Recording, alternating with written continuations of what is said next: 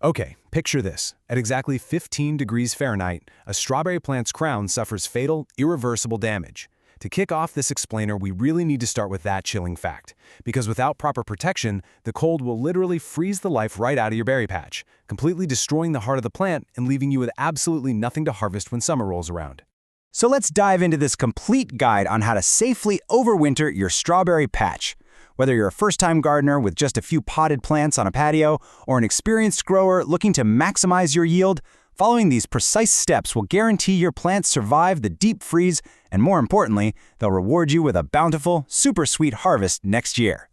Here's a quick look at our roadmap for today: the winter threat, fall cleanup and prep, winter mulch techniques, containers and raised beds, and finally, winter maintenance. All right, Section 1, the winter strawberry threat and understanding the dangers. First off, it really helps to know exactly what kind of plant you're dealing with. June-bearing strawberries actually form their delicate flower buds in the fall. And those exact buds, they must survive the winter completely intact if you want them to bloom and fruit in June. Now, day-neutral and ever-bearing varieties, they're often grown as annuals, but if you're planning to overwinter them for a second year, they require strict cold protection too. So, different buds, but the exact same demand for serious insulation. Now, beyond extreme cold, one of the greatest physical threats to your strawberries is something called heaving. Basically, this is a spontaneous uprooting of the plant. It's caused by the soil constantly shifting, expanding, and contracting during those repeated freeze and thaw cycles we get in winter. It violently pushes the plant upward, which exposes its delicate roots to the freezing, drying air. Think of the plant's crown like a filter. When temperatures inside the crown drop below 15 degrees, it causes brown discoloration and severe cellular damage. The vascular tissue is ruined. And it acts exactly like a clogged filter, permanently stunning the plant's ability to pull up nutrients and water to feed your future fruit. Moving right along to Section 2, fall cleanup and preparation. Time to lay the groundwork. So, winterizing, it doesn't just happen in a single afternoon.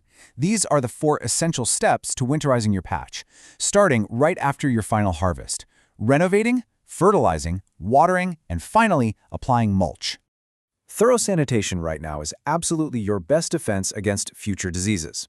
Many strawberry pathogens, like the menacing botrytis or gray mold, actually safely overwinter right inside intact dead leaves. So, by carefully snipping away symptomatic foliage, runners, and weeds, you're eliminating that pathogen inoculum. It basically ensures those little monsters won't attack your waking plants in the spring. Okay, next we need to focus on soil and hydration. Before the ground freezes, you have to properly nourish the plants so they have the energy reserves needed to survive dormancy. You'll want to apply a balanced 10-10-10 NPK fertilizer about 1 month before your expected first frost. Furthermore, make sure to provide 1 inch of water per week until that frost actually hits. Going into winter with dehydrated roots is pretty much a death sentence for a strawberry plant. Section 3. Mastering winter mulch techniques. This is basically the ultimate blanket for your plants. Timing is literally everything here. You should only apply winter mulch once the soil temperature consistently drops below 40 degrees Fahrenheit for several days, and the plants have fully entered dormancy. If you mulch too early, while the plant is still actively growing, you're going to trap heat, encourage rot, and ultimately smother the plant.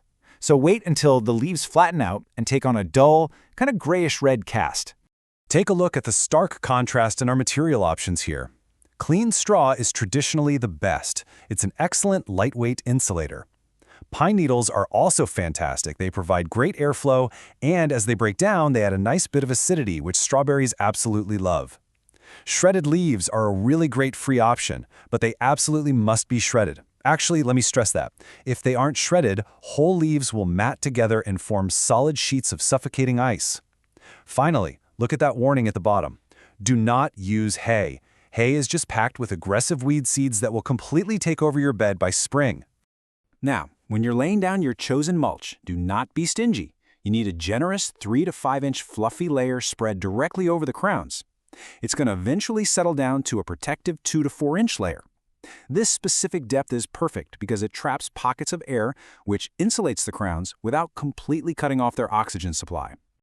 All right, Section 4, Containers and Raised Beds. Let's talk about some special care above ground. So in-ground plants have a massive advantage. They get to rely on that thick surface mulch, sure, but they also benefit from the Earth's deep residual heat to keep their roots from freezing solid. Potted plants, well, they're highly exposed on all sides. Because the freezing wind wraps entirely around the pot, these strawberries absolutely must be relocated if they're going to survive deep freezes. If you're a container gardener, listen up. Here is your specific checklist. First, leave the pots outside for several freezing nights. You want to force the plants into full dormancy. Next, trim off those dead, brown leaves for sanitation. Then, move the pots into an unheated garage, a shed, or even a basement. An ambient temperature of around 28 degrees Fahrenheit is pretty much ideal. It's cold enough to keep them asleep, but warm enough to prevent fatal root damage. And critically, lightly water them about once a week. The soil should be barely damp so those dormant roots don't just dry up and die. Finally, Section 5. Winter maintenance and the spring thaw. We are crossing the finish line. You've really got to watch out for what we call the moist chamber effect. If the weather unseasonably warms up, the area right under your mulch or row covers can trap humidity. This creates a perfect incubator for rapid fungal disease, and trust me, you do not want these guys throwing a party on your plants. So during warm spells, just slightly pull back the mulch to let things ventilate. Here's your master timeline for the colder months. Late fall is for mulching, once the soil drops below 40 degrees.